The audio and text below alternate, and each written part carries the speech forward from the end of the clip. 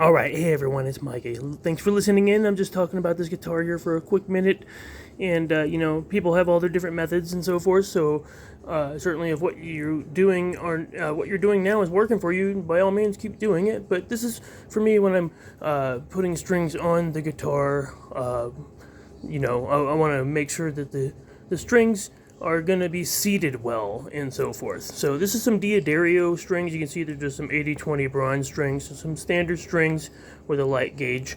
And but the main thing is that when I'm putting on the strings here, and I wanted to clean this guitar a bit, so that's why I kind of totally stripped it down, the strings and everything, and cleaned off the headstock and so forth. But down here, when we're putting on the acoustic strings, it's important that we have them seated well. So when we put this pin in here to put the ball end of the string, you can see we have this ball end here which goes into the hole here, so we can put the pin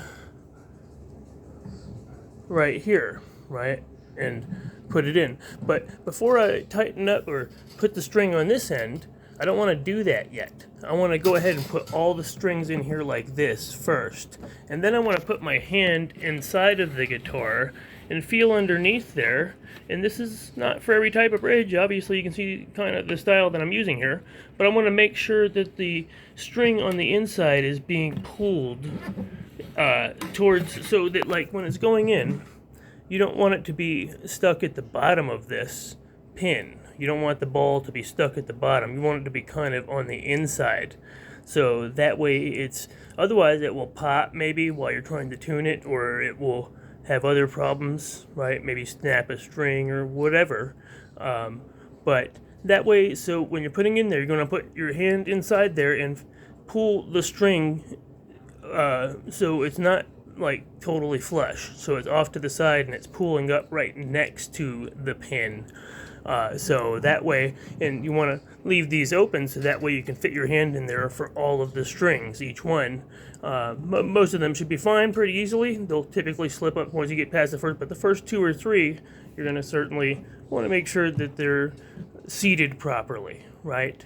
And then over at this end here, when I do get to put the string on this end, when I get ready to put it on there, I'm going to be attaching this string up to just this particular nut right here, right?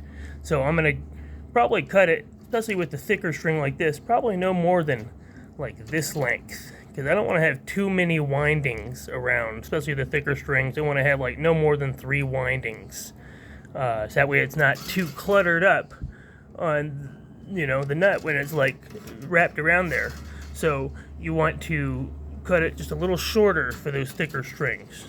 And same thing with this, with the higher pitch strings as well. When you're putting them on, you might not want to necessarily have too much string length on there. That way you can prevent slippage when you're tuning the guitar up, right?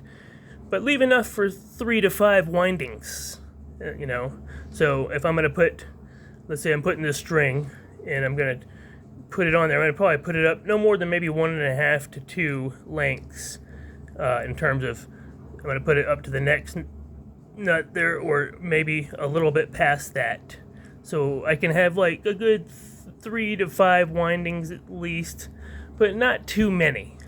So that's just my quick tips for, reseating the strings on a standard acoustic guitar, kind of like this one, which this one is a Cort guitar acoustic.